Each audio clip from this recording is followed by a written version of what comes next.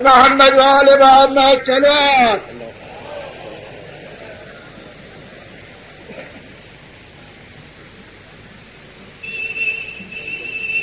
بسم اللہ الرحمن الرحیم.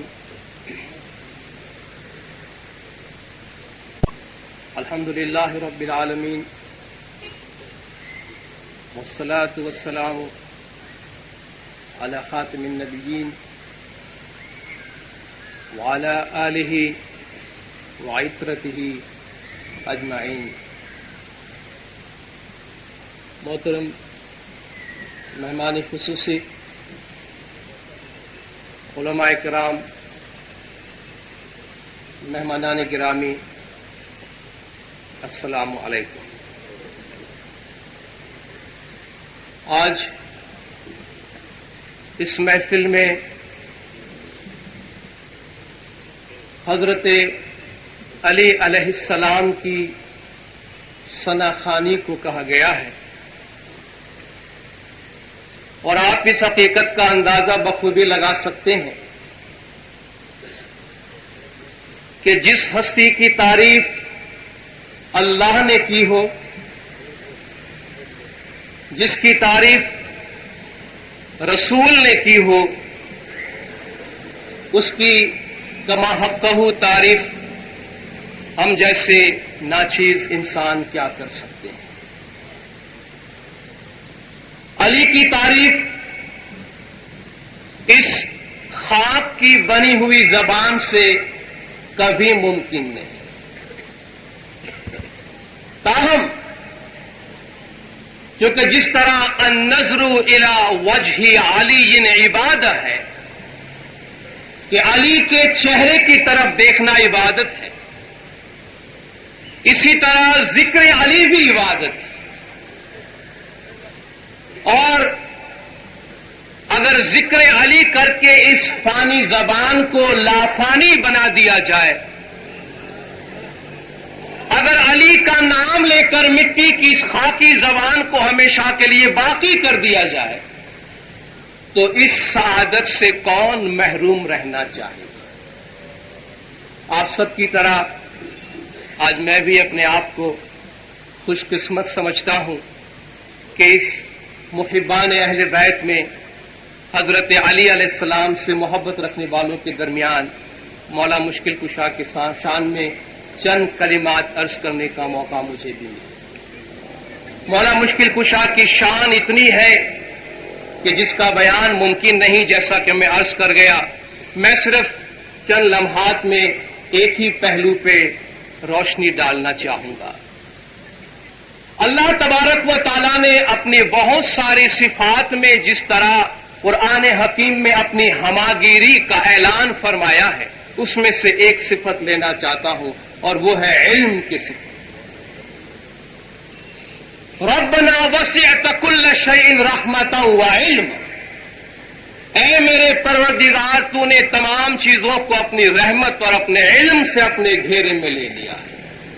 وسع ربی كل شيء علما. میرے رب نے ہر چیز کو علم کے ذریعہ اپنے گھیرے میں لیا ہوا ہے.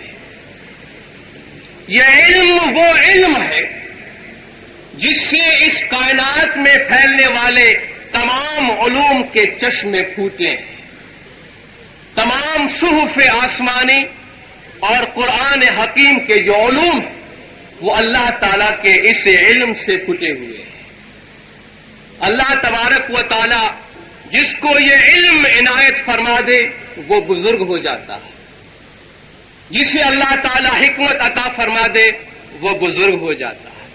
یؤتی الحکمت من یشاء وما یؤتی الحکمت فقد اوتی خیرا کثیرا. وہ جسے چاہتا ہے جو چاہے لے لے، وہ ممکن نہیں. وہ جسے چاہتا ہے اسے علم دیتا ہے، حکمت دیتا ہے، اور جسے وہ علم دیتا ہے، جسے وہ حکمت دیتا ہے، اسے خیر کثیر دے دیا گیا. اللہ تبارک و تعالیٰ نے جب یہ اعلان فرمایا کہ وَإِذْ قَالَ رَبُّكَ لِلْمَلَائِكَةِ إِنِّي جَاعِلٌ فِي الْأَرْضِ خَلِيفَةً، تو فرشتے گویا ہوئے قَالُوا أَتَجْعَلُ فِيهَا مَن يُفْسِدُ فِيهَا وَيَسْفِكُ الدِّمَاءَ وَنَحْنُ نُسَبِّحُ بِحَمْدِكَ وَنُقَدِّسُ لَكَ.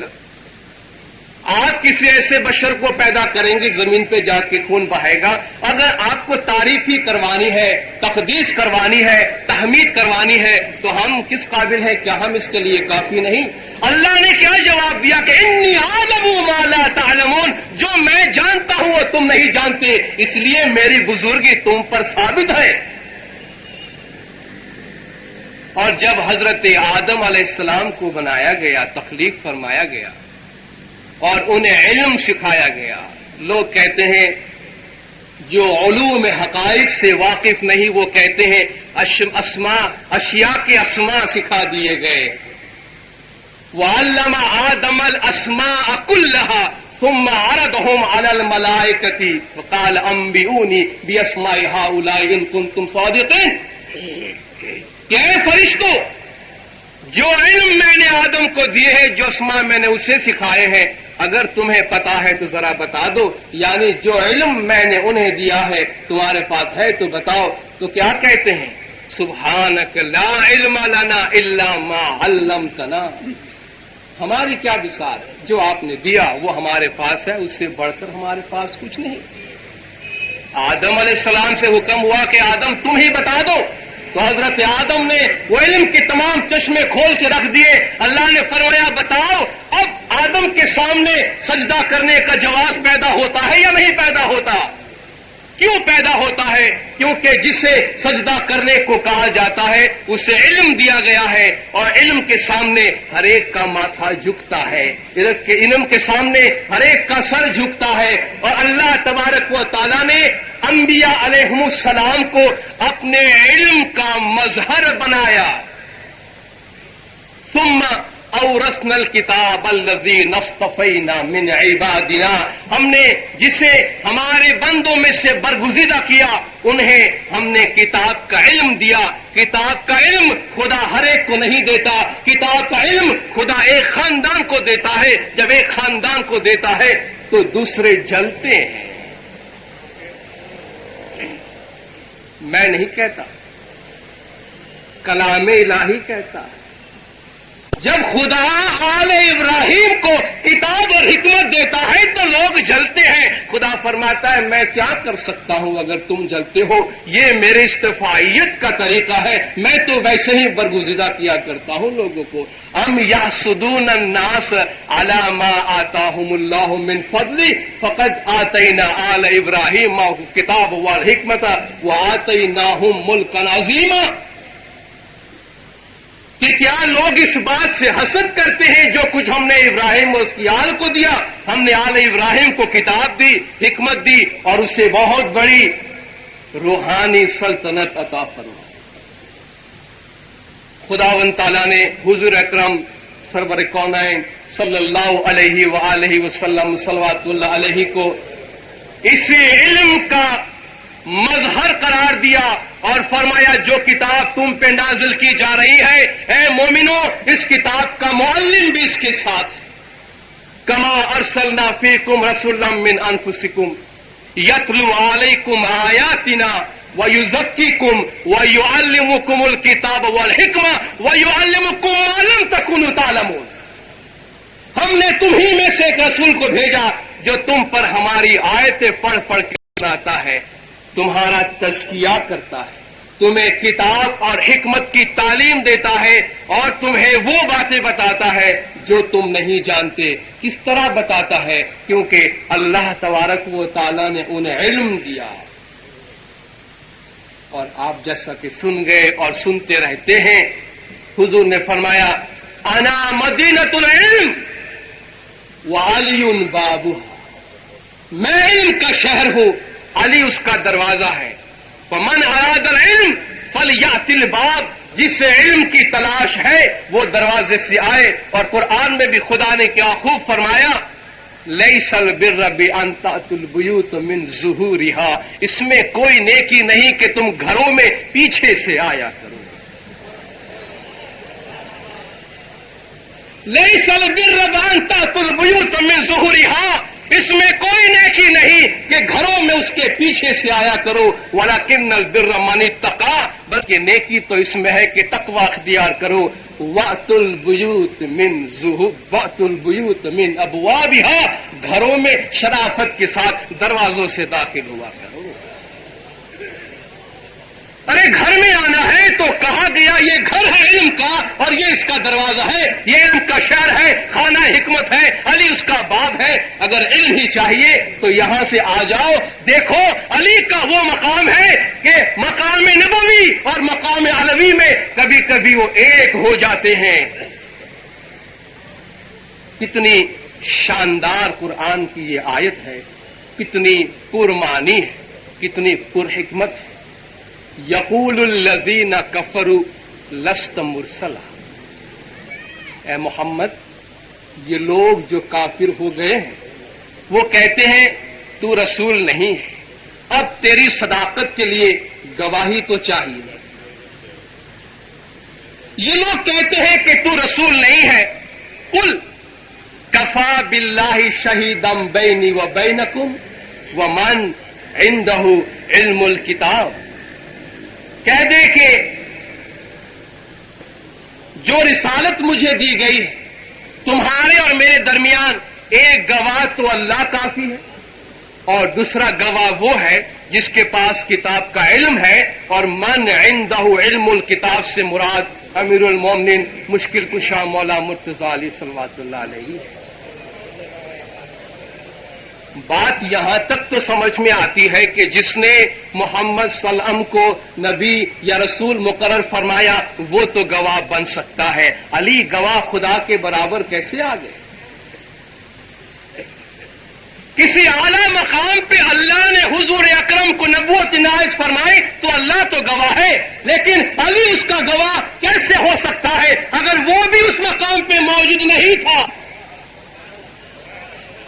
اگر حضرت علی علیہ السلام بھی اس موقع پہ نہ ہوتے کہ جہاں رسالت عنایت کی گئی تو وہ گواہ کیسے ٹھہرے؟ اور ان کی گواہی کی صداقت اللہ دے رہا ہے، کوئی اور نہیں دے رہا ہے۔ یہ جو علم کا خزانہ، علم و حکمت کا خزانہ، کتاب خداوندی جو بنی نوع انسان کے لیے ہدایت کے ایک چشمے کے طور پہ پھوٹ کے ہمارے سامنے آئے، خدا فرماتا ہے اپنے طور پہ ان کتاب کے علوم کو حاصل کرنے کی کوشش نہ کرو، کیونکہ یہ تمہارے بس کی بات نہیں، اسے پڑھنے کے لیے روشنی چاہیے۔ اگر کتاب معلم کے بغیر پڑھی جاتی تو معلم کے بغیر ہی آتی۔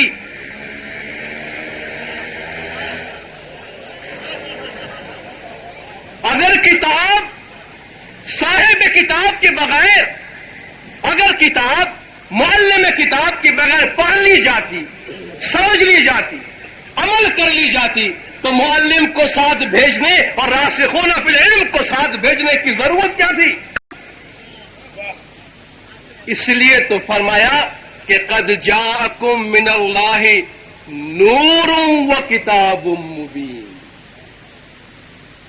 ہم نے تمہاری طرف نور بھی بھیجا ہے اور کتاب بھی بھیجی تاکہ نور کی روشنی میں تم کتاب کو پڑھو، تاکہ کتاب کے سمجھنے میں غلطی نہ کرو، کتاب سے معانی اخذ کرنے کے بارے میں غلطی نہ کرو۔